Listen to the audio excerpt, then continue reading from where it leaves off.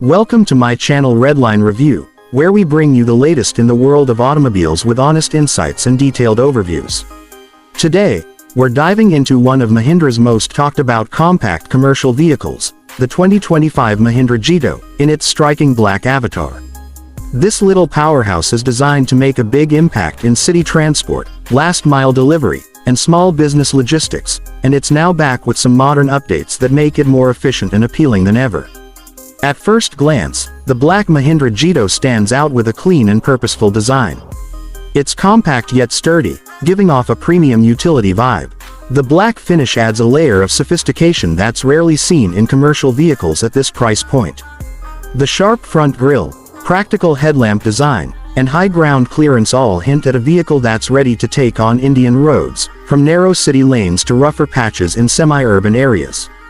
Under the hood, the 2025 Jeeto continues to offer Mahindra's reliable single-cylinder M_Dura engine. It comes in multiple power options, from 11 to